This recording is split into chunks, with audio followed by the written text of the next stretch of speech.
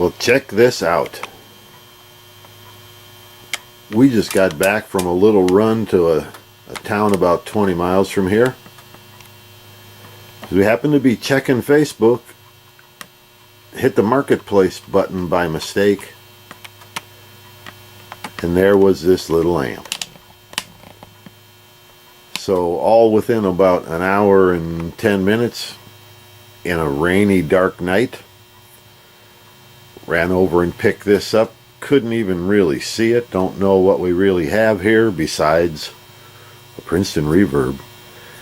And as you can see, what appears to be the wrong speaker through the grill. But we're going to get into this thing, clean it up, test it out, see what we bought. Well, the lady who sold it to us said it had been sitting in her house for quite some time. It used to be her dad's. And it's just been gathering dust, and gathering dust it has. It's still, the faceplate isn't all that unmolested. It's plenty scratched and all. But looks like getting some of the dust off it will help it out.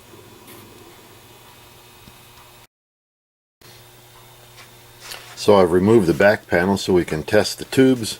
And we haven't even fired this thing up yet, so we don't know if it works. There's our 3-prong cord, so someone has been in here to convert it apparently. We'll see.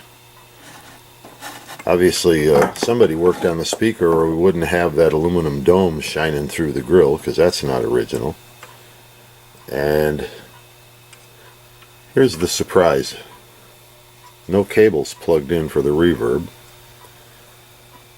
The screws are there, and the reverb pan strap is in there, but no reverb pan.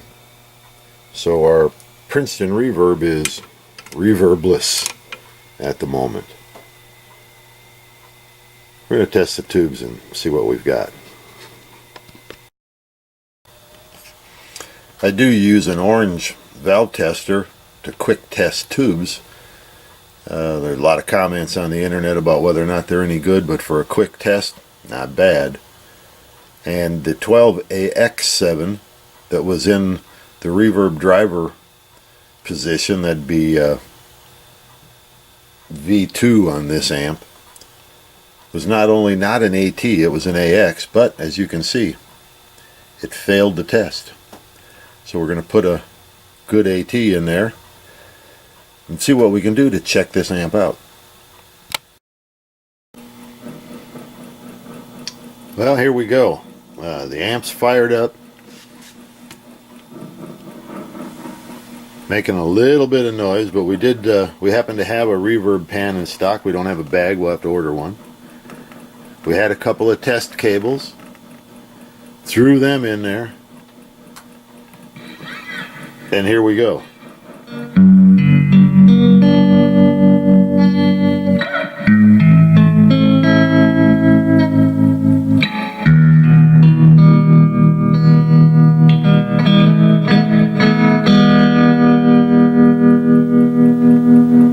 So the tremolo's working, the reverb's working, heck, the amp is working. Although you might be able to hear a little bit of noise.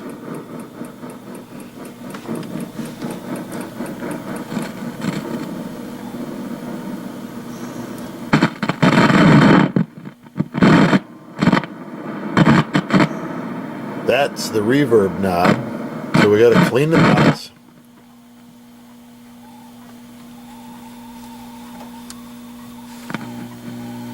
Really the only one that seems to be making any noise, but the amp does function. Pretty good deal.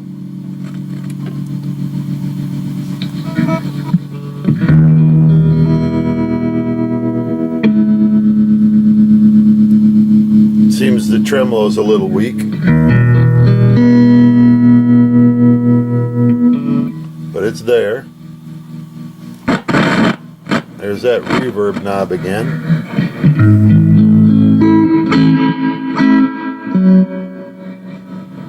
Pan on some cables, it seems pretty good. Well, alright, so we're going to pull the chassis and see what might be needed to change, update, clean up, get back in spec, whatever it is. But we got a working amp off of Facebook Marketplace. This thing looks like, by the way, a 73 based on the speaker code. We'll find that out when we get it apart. But for 400 bucks, we got a Princeton Reverb. Merry Christmas to me. Alright, the chassis is pulled and we can see it's never had a board cap job, and the filter cap can over here is original too. So it does appear to have been serviced at one point, because that big old resistor right there is certainly not factory. And here's the only issue that we see in here. Can you see those filament resistors?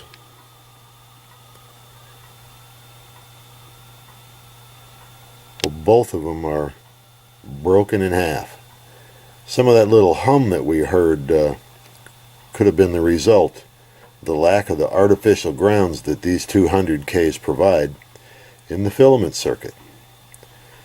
So we'll replace those, do a board cap job. I'd like to put a new bias cap in, at least, and we'll check the rest of the specs on the resistors. The amp, by the way, according to the pot codes, the pots date the 14th week of 1974. So we've got a 74 silver-faced Princeton Reverb here with a speaker that was made mid-73. Appears to be pretty original. Let's finish up checking this thing out.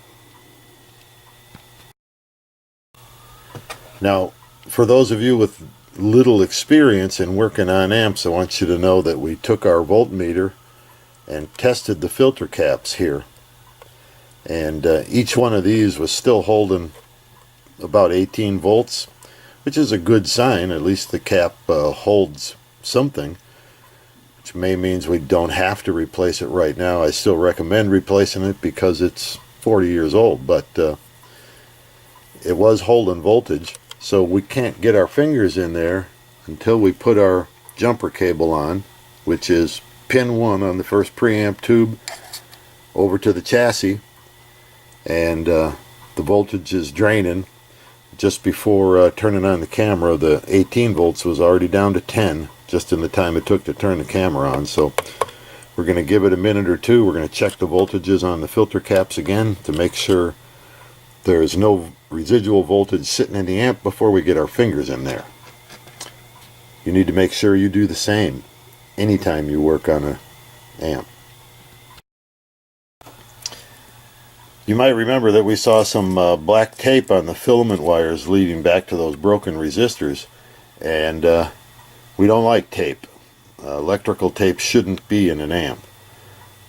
But at least they made an effort. When we took the tape off, you can see that the insulation on the filament wires is not exactly great. I don't see any exposed wire there, but it was a good idea. We're going to take these off and we'll put some shrink over that just to make sure there aren't any issues. But electrical tape, not cool in an electrical circuit.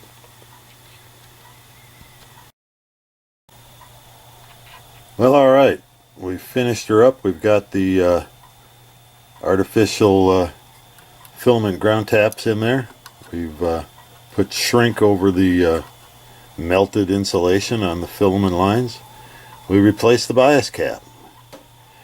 And while we were fooling around in here, the resistor that was put in there was tied over here. It wasn't put in the eyelets or anything, so we went ahead and replaced that. And then we did a board cap job, replaced all the cathode caps on the board, and we removed the death cap from the 3-prong power cord. All we got to do now is order up a bag for that reverb pan, maybe a new set of cables. And we're in pretty good shape. I think we're going to pull that speaker and remove that aluminum dust cap and put a standard one on there.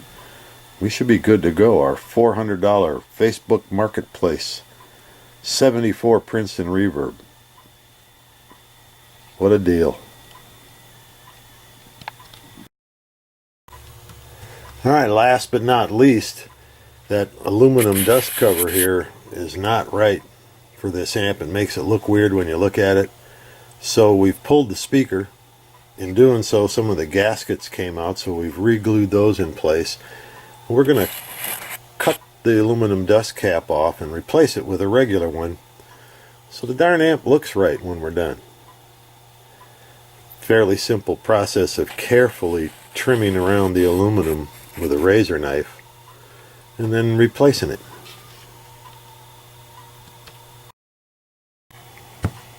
There, now that's going to look better through the grill cloth, and it really won't change the sound much. I mean, the aluminum dust caps were supposed to make the amp sound a little brighter. Big deal, real popular in the 70s. Not so much anymore. Well, here we go. 74 Princeton Reverb, Facebook Marketplace for $400. A little updating. Here we go.